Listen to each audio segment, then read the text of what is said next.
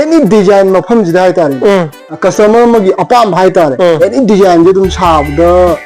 shi ma moina photo do pore da photo do pubi photo do pora ga khoina dum moy apam design do sabe jinau khudyo pu thagar pu phondok sari ngasi ju furniture gi item masuk masu am phajaba jingkha jingjing na je haidi aduki matik design bi ana wo aduga machu makhal ji amna phaje adu yamba yamu han do makta da thagar pu phondok sari yamba si je khoi gi ayan ha mado mayam na beer gene yam hangi po se khoi luhong bi set am si gi item je low gen ha go ta lupa kayam ki sang oi gene adum tang han haidi masi khoina akhoi gi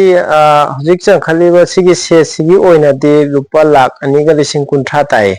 lakh ani ga lising kunthra aduda khara yeng thong yeng jin akoina tawro kanda dumai to 20000 adumai na di taw ado yam sigi u ja karama makhal gi u oi ga de no wang ne ba ado customer amana akoi gi apam u makhal ma haidi tik sagera adagi de koi tayen gi sagera ka doge ge adum hairak pu dum sabu dum jagadra kamai to yani jagane boko ado ai beer khudi mak hai tare koi ngasai gi chawla kom di shetom de lupa kayano haibudum di haibi gre yamana do mathang mathang hai tare koi gi amamam hai tare koi lupa kaya kaya muk singni haibujing do dining table na lupa kayano adagi di vet na lupa kayano adagi di sigi upu gi item jing ni lupa kayano haibuna ching jing ga khangni ngai tan jaw longje gi yamba sigi dining table gi ja ti masak am phaje si kayam hai gi ni si pura dining table lam log hai tare table lama plus set sab de choki oina de khoina yon bade lupa lising ani ga chanipan adumaina thaba yabagi poni adubu choki taruk siga table ji ga pulap agoi gi lupa lising kungani thoi du da dumai toroga thaga kungani thoi dumai tha da chi table du si oi ga ni ko table da dum mathak da board amanna pak khine hai ko table du si oi ga ni asigi price yamba do kha dum ta thok ta sin dum jana do kamai to khaji kharak te dum nandai adubu aina sai lising ani ga sate na bdo adugi pot si paru go budi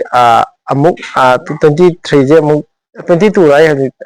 22 ma 22 jida amuk pasana go di amuk tarangani choki taruk ni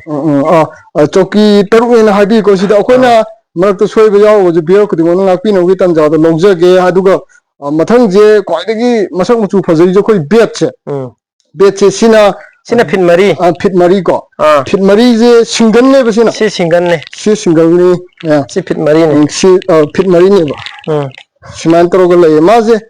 finishing di kamai to si finishing lo re adu da koina ma gi se khok gi ham na ba clip kai do adu hap ka dog da ngai re ma che khok ka hap do adu ka ngai ren ha adu go sigi pot che beer khudi mo to haija do je khoi gi video oi bagi masak machu ji am phajadaba man bagi wa ne bo ko adu bu aina sida mafam jida hai tare lakchar kan da direct mitna ujaba jida de ultimate masak machu ji am phaje adu go pochi sabu du jam chik chik launa jam section na hai tare sabu gi mami du ujai me am dai haija ge tu sidaga moi khut changna ga to biri ba me am item jing kai jing hai tare adu sigi je yamba sigi je kaya mo haibi gani single piece mo long jan single piece da akoi gi se ani gi set sa se ani da koi 57 ne ba ko khona thari je 57 du da magi pathona raga fit mapan na patho matung da mai fit mari gi paisa ja han tongana ta le adu di chawa ko ma di akoi no budi khangani adu beer ku di mo khang da jing di kama ko da di masi 20 ga du 20 ga 5-6 adumai oyamgadra 20 ga 5-6 sigi area ne na habi bani ado 20 ga 5-6 habi wani adum adum toro ko dai haidi shon wana long taraga di khara di dum thoin jin to na tare khara di dum je thon jin dum tai na haibani yam habi ko se ri yam sigi sina manga makhai ne nam sina manga makhai ne ko siju magi machu kai ka jing ge am phajana sawa hai tare ko siju yong beer khudima ai pangai hajan jaba na te poche aina haijan ja pote poche yam lingna sabi ko hayeng nambon naurem makha lekai gi aina mamang du video tha khibo mafam du makta dani poche in pai haijan na te po jam lingna sai me amna jeng lak pi kan da aina yam da hangjani ni ja any design mafam ji dai tari customer magi apam hai tari any design je dum sab da Moina photo दो पोरे दना photo दो Pubi photo दो पोरागा खोइना दम मोय अपाम design दो साबे मोइगी अखोई customer की अपाम दो अदुमक साबे जाय यामन हाइबीबो पोने अदुना बियरजिंग लाखपियो यामजे अदुम अखोई गदि यामना लेकाई मसेनी अदुमक मानजु मना ओइबु थाजबगी दमकता सिमाय सिमाना तवगा मयाम दंग इन्फॉर्मेशन अमतंग थमिनजे हाइदना अखोई जे हौदोमिना काना पोसे लाक्सबने अमुतंग जेंबिबो लाखपियो बियर खुदेमक हाइजगे ए मखा तान हाइतारे ख्वाइदगी मयामदा हेन फजगदबा हाइतारे अखोइगी यामबा लुहोमगान उपु यावदबाजी फजदेबा अदु उपुजी यावगदी मसागी मसक मुसु थोकदोइनेबा अदु उपुजे ममांग थागतखिबदुदगी हंदकी उपुगी आइटम जिने हेना मसक मचु याम चुमना साइ याम फजना साइ अदु खुतु चंगेना हाइबीबो पोने हाइबीबो पोसे ngasa aina video je namdringa अदु सिगी उपुगी आइटम जे मयाम द जेंग हमजरागे सिना कया का सिगी जे कोई 55 थाए 55 थाए 55 थाए अदो सेनी जे 5 फेस ने सेनी जे कोई नागे समजना रखिने बको अखोय रंग थाबगी लोथोंना बई वा मखोय नि जे समजना रखिने ने समजना रखिने बा अदो असिगन त उहंजरके को मयाम दे तो सिगी सिमोय अनि जे समजना रगदी याम सिगी याम फजगनी है सिगी पोसे सि समजना रखिने समजना रगा पुलम मपुम अमतदा ओरकदोइने मपुम अमतदा ओइनरकदोइने सि संबजे अखोई सिदा मागी कनो सि स्क्रू फादोइने स्क्रू फारकदोइने हयें कनो तौगे लौथोकदोइने हाइदि दोलान मो वांगना थांगतपदा याम शेप जम ओरकदोइने अदुदुगी खलगा अदुदुगी खलगन हाइबने मचुजे याम जाकपजु याम फजदे हाइदि सिगी सांगदो दुम आइदि यारान खल्ले हाइदि फजबने थागतपै वादि नते को मैम आइना येंगा काना पोसाना येंथो कांदा मैम दे हाइजबनी मैम येंगो लाकिदि जो ए सिदि याइने ना दुम हाइबिरकनेबको अदुम आई उचरकेबको सिगी आइटम जिने हुजिजिक लाइदि पोसे अदु याम सिगी कनो जे उपुजे म सारपदो नुमि कानि मुकि सांगदि चंगनी हाइदि ngasiजे डे वन ना पाजरजी कस्टमर अमना अपामई मतुंगिने सिगी उप आइटम जे म पामेबा अदो माजे याम अधुबिदे पामे 10 days 15 days 20 days अदुम पीबो ngमगदा कमाय तौ ngमगने संगबदा फजना सुरदी 15 days सिददी याम लाइना सुनी 15 days याम लाइन सुनी हाय मोय खतंग अचिन कोम जेंगनारगा को अदुगा मोयना अदुम सिंगबा यागन हाइबिबो पोतुनो जे हाइबो अदो मनुंगी जा मनुंगी जौतंग जेंगसी हाइदि औतंग हांगदोपि मनुंग जे रंग धाबा जे रंग लोइदरी रंगदी अदो रंग असि रंगजिजु डिसेंबर जे थाब लोयगदी अमकैना मो मसो मुसु थोलकदुनि को मै डिसेंबर मसु जे मसि ग्रीन हाइदो पेरोट मुचु हाइदो मसि जे अखोइगी अखोइना लैबदा कैनो हाय मयूर दीदी मयूरना मोजे दुआ माई ममिंग जिबोबा और सिगी कनो जुजु लखा हापरा दबगी हापो ओदेरा सिजा नते अखोई चल्लिबो खुदिंग म कोइ सिदा चन्ब खुदिंग मक्ति को अखोइगी मनिंग जिदा अखोइगी प्लाई अमा अदुम लोइना म कनो फिक्स तौरगा अदुम हापे उफु खुदिंग मकिने सिजिंग खकिने मसि करिगी दमतो ओइदन सुम खंगदबे हंगजबने मसि हापिजिना अखोइगी थोंग अतै तैगी लोइना म अमाजना लोइना फारानिको अदुगा सी हात्रगदी पानिजिना मनुंगदा खतंग चंगनबदजु येंगबदा फजदब खोतबजु लैरे अदुदिना अखोइना प्लेन जो हपे मानबाना दुमाय तौर हापन मनुंगदि माई असेंगदो जावरिबो पो जावरिबो पोने अदु तंगाय फदना सिगी सिमायना हापिबजे मागी थोंमाइजे अखोइना ओरिजे थोंमाइजे देर नेबा देर ओइबजिदा देर जे इंची म मखाइजे खतंग थाइदनको थाबनिना पानिन म खतंग पाथाबनिना पानिन मनुंगदम ख चंगा लैबा लैबा पोसिदा मो अखोइना येंगबदि खतंग फजदेबा अदो लोय खुमजम अदो मसि अदु खकी जुनाते उपु खुदिंग मकी लोइना म लाई लोइ मेले मनिंग सिमाइना पौदम बिबनी यामनु जाइबिबो पोचे अदो सिगी पोट अमांग साइगी सिप फ्लोटिंग हाइदिनि को याम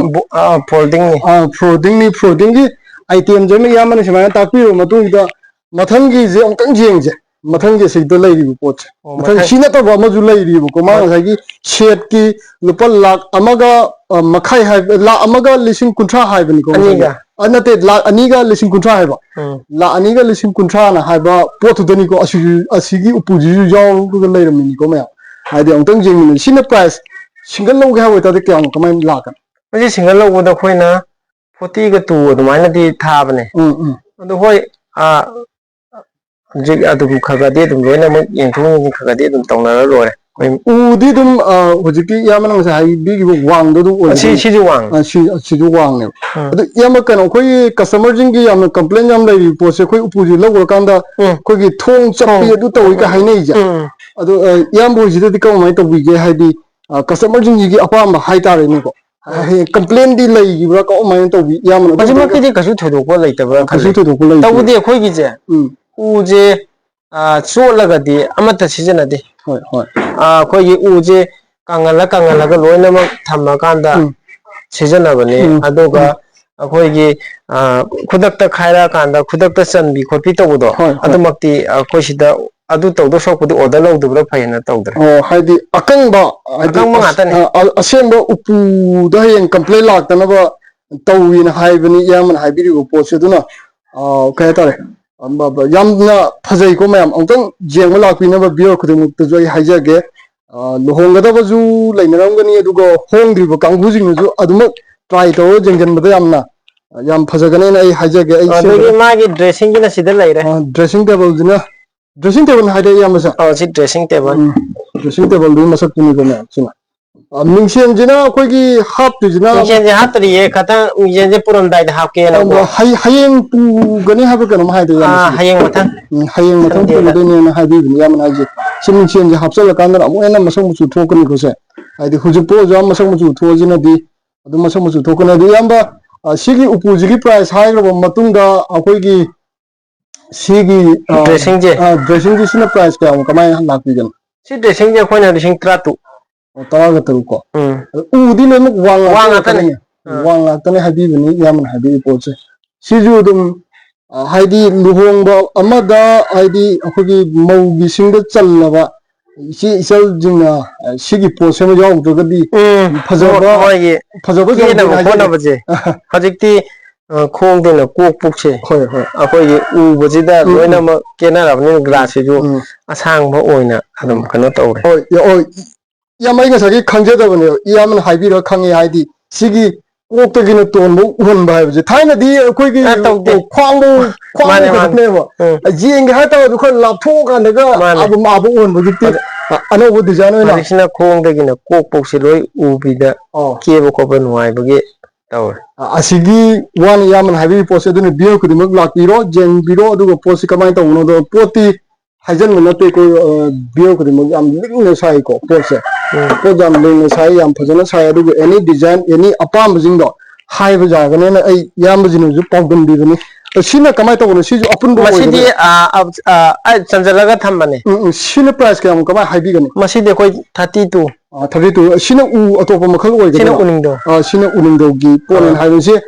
ꯐꯤꯅꯤꯁꯤꯡꯗꯤ ꯄꯤꯗ꯭ꯔꯤ ꯐꯤꯅꯤꯁꯤꯡ ꯄꯤꯗꯔꯤ ꯐꯤꯅꯤꯁꯤꯡ ꯄꯤꯗ꯭ꯔꯤ ꯑꯩꯈꯣꯏꯒꯤ ꯂꯥꯁꯀꯤ ꯐꯤꯅꯤꯁꯤꯡ ꯄꯤꯔꯀꯥꯟꯗ ꯑꯃꯨꯛꯀ ꯑꯃꯨꯛ ꯃꯁꯛ ꯊꯣꯛꯀꯗꯕ ꯃꯥꯜꯂꯤꯀꯣ ꯍꯧꯖꯤꯛ ꯄꯣꯠ ꯌꯥꯝ ꯊꯣꯛꯑꯁꯤꯅꯗꯤ ꯑꯣꯀꯦ ꯑꯗꯣ ꯃꯊꯪ ꯆꯪꯖꯅꯕꯒꯤ ꯇꯥꯟꯖꯥꯗꯣ ꯑꯗꯒꯤ ꯂꯧꯃꯤꯟꯅꯁꯦ ꯃꯥꯒꯤ ꯍꯧꯖꯤꯛꯀꯤ ꯁꯦꯠꯁꯦ ꯁꯤꯒꯤ ꯁꯣꯐꯥ ꯁꯤ ꯁꯣꯐꯥ ꯂꯩꯔꯦ ꯁꯤꯒꯤ ꯁꯣꯐꯥꯒꯤ ꯑꯥꯏꯇꯦꯝꯁꯨ ꯁꯤꯗ ꯂꯩꯔꯤꯀꯣ ꯉꯁꯥꯏꯒꯤ ꯁꯣꯐꯥꯒꯤ ꯑꯥꯏꯇꯦꯝ ꯀꯩꯀꯥ ꯄꯨꯂꯞ ꯄꯨꯟꯁꯤꯜꯂꯛꯑꯒꯅꯦꯕ ꯏꯌꯥꯝꯕꯅ ꯉꯁꯥꯏ ꯂꯣꯏꯅꯃꯛꯅꯦ 2.5 ꯑꯅꯤ ꯑꯅꯤ ꯃꯈꯥꯏ ꯀꯨꯟꯊ꯭ꯔꯥ ꯍꯥꯏꯁꯦ 2.50 ꯍꯥꯏꯔꯤꯁꯦ ꯁꯣꯐꯥ ꯌꯥꯎꯔꯦ ꯗꯥꯏꯅꯤꯡ ꯇꯦꯕꯜ ꯌꯥꯎꯔꯦ ꯗ꯭ꯔꯦꯁꯤꯡ ꯌꯥꯎꯔꯦ ꯂꯣꯏꯅꯃꯛ ꯁꯨꯔꯦꯗ ꯂꯣꯏꯅꯃꯛ ꯁꯨꯔꯦ ꯂꯨꯍꯣꯡꯒꯗꯧꯕ ꯀꯩꯅꯥ ꯑꯃꯅ ꯆꯪꯒꯗꯕ ꯄꯣꯠꯁꯤꯡꯗꯣ ꯍꯥꯏꯇꯥꯔꯦ ꯂꯣꯏꯅꯃꯛ ꯁꯨꯔꯦ ꯁꯤ ꯀꯣꯟ ꯃꯐꯝꯁꯤꯗ ꯃꯥꯄꯜꯂ ꯀꯩꯅꯣ ꯁꯨꯔꯝꯒꯅꯤꯌꯦ ꯍꯥꯏꯗꯤ ꯇꯉꯥꯏ ꯐꯗꯅ ꯃꯔꯨꯑꯣꯏꯕ ꯄꯣꯠꯁꯤꯡꯗꯨꯗꯤ ꯂꯣꯏꯅꯃꯛ ꯁꯤꯗꯒꯤ ꯁꯦꯠꯇꯨꯗ ꯂꯣꯏꯅꯃꯛ ꯌꯥꯎꯈ꯭ꯔꯕꯅꯦ ꯁꯤ ꯍꯥꯏꯕꯗꯤ ꯌꯥꯎꯗꯕꯕꯨ ꯒ꯭ꯌꯥꯁ ꯎꯄꯨꯗꯪꯗꯤ ꯒ꯭ꯌꯥꯁ ꯌꯥꯎꯗꯦ ꯎꯄꯨ ꯈꯛꯇꯪꯅꯦꯕ ꯒ꯭ꯌꯥꯁ ꯎꯄꯨꯗꯨꯗꯤ ꯃꯣꯏ ꯍꯧꯖꯤꯛꯇꯤ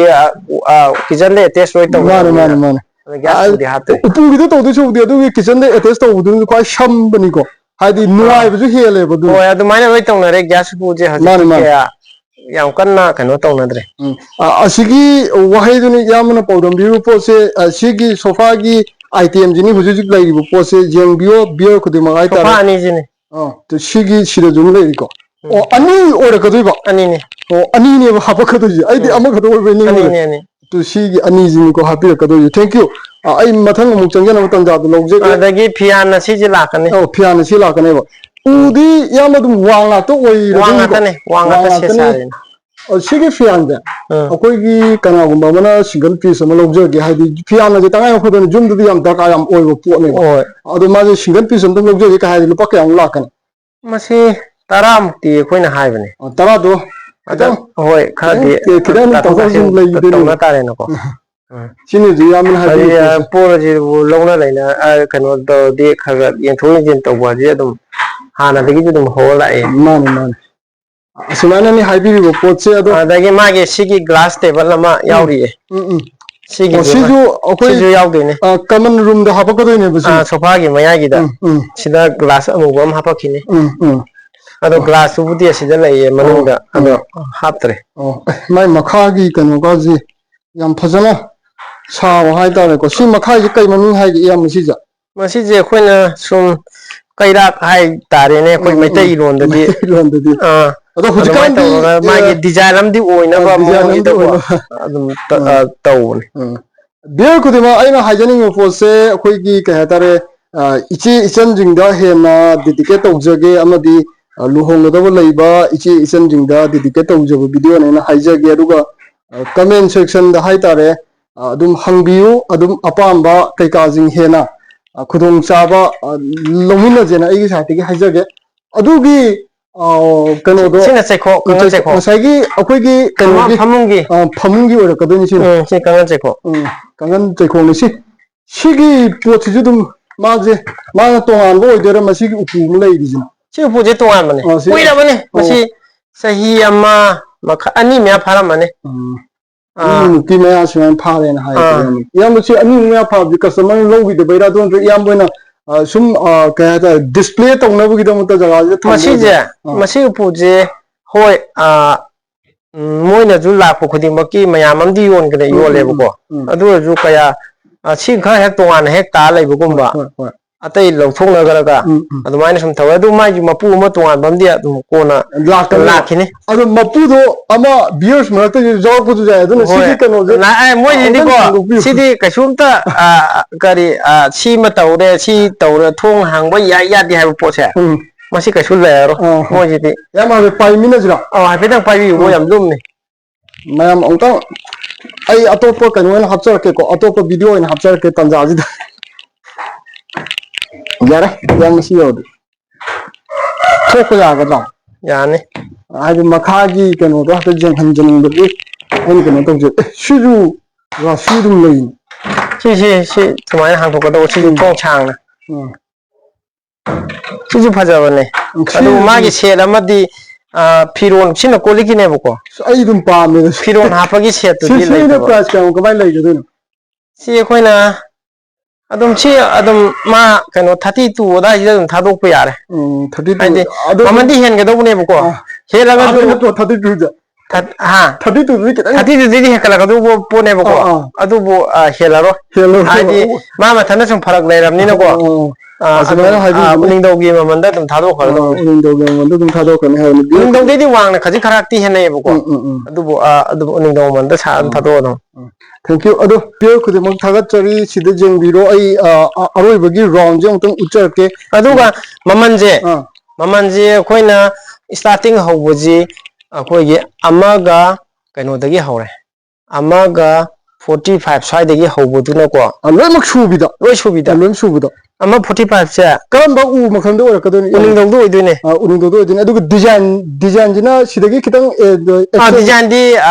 magi kaino khara khenarani di sigi upujima oirakpa sugumbagi design do oirani ko mai design do oirani ade kangdon khara handarani handarak pose ko sida leitre kangdon handaba kangdon je adubu handaba haije ko gidi sumaina icham chamna loina mo pawlakadoini sini huji yamana pawdam bi pose huji amaga kaya haibni 45 tagina adu level kaya bugi level do lakne masi haita aina huji pugola kuma tamdadi amaga aniga 40 jina khwaidagi adumaina yoli haidi khwaidagi ताथरकदा हाइतारे ताथरकदा और 40 जे कोइना 40 होले दुबो ताथौ ताचिं खा thorough गांदा 30 25 side दगा दम जोनबा अदुना ते अयोंदरी अदुदगी हेनबदी यामना जोनदी ना हाबी वो पोनी अदुगा डिजाइन खितंग यावसलक ओइतारगदि अखोइगी कहे तारे अदुम लाख मंगा तरुमुकी एवरेज सिदा दुमुक सागे हाइबो ओइतारगदि डिजाइन जे खरा फजाना हाइतारेने मदुमक्सु यौरोइदा अदुमक्सु यौरोइ यौरोइ वांगबदा कयामुकी चांग याम प्राइस वांगबतको टिकुम्बनागा तौरादिको लोइनमक उपुजु कांगदोनजु कैसु टिक ngata ओइरकददि मदु होय अहुमबो हायरोने आइदि उजिना तांगबनिनको उगिजु अदगी टिक सुबजिदबो मिस्टीदजु मोइजे मिस्टी खुसुमनदजु मयाम अमना हेलिबको अदुमाइना चौराक्पा अहुमबो हायर खा यंथोइगे तौनबा अदु मंगाय अदु याम टिक त अखोइगी मागी प्राइस वांगाइजा अखोइ मागी महुत याम जावै ओइदेरा अदु नत्रगना मागी उजिदा यामना हयेंग याम कुइना खांगबो कयौवा कय कमाइन तौबि टिकसिदि टोमने हाइबदि माजे अखोइगी चिंगबा खोटपा अदगी कनो तौबो खोटपाजे मोजे कयमता लैत्रे मोइददि अदुगा ममंदजु मोजे केबीदा अखोइगी लिसिंग अमगा चातुक चातेत चामरी यांखै साइदगी अदुम हौरे सिनि याम सामु चाव टिक मचादुदी सीजन रुबु याबो पोनातेबा अखोइगी यामद्रबदा टिकसे केबी निफु म यांखै अमा सामुक चाव टिकसिदी चावरबनेबा टिकतदी अदा अथारोगा फंगबसिदी मोइ कासिदी लिसिंग अमगा चातुक यांखै चनिपान साइदगी अदुम कनो तौरे स्टार्टिंग जे सुमाइना लाकने हारकने याम हाइबी पोसदो बियर खुदेमक थागत फोंदोक चरी यामनजु जाम फजना पौदमदी सिगी कय हाइतारे हौबदगिना लोइबो हाइतारे चमननबो लइबो ता यामबजिगी कंटेक्ट नंबर अदुम हापसरगे को यामबे कंटेक्ट नंबर हापसरगे यामबदो अदुम कांटेक्ट तौबियो वारी सानाबदा दुकी मतिक नुवाइबनी यामजे फ्री एंड फ्रैंक याम ओइबने हाइजगे बियर खुदेमक लाकपिरो अपाम खुदेमक डिजाइन खुदेमक फोटो दुदो तौबिरकांदा अदुम लाकपिरो अदुम फोटो दुगी अपामबगी मखा पोन अदुम यामना पोसे पीबो ngमगने ना हाइबीबो पोतुनी थंबिरि पोसे थैंक यू सो मच आई जेंबिरबो बियर खुदेमक थागत फोंदोक चरी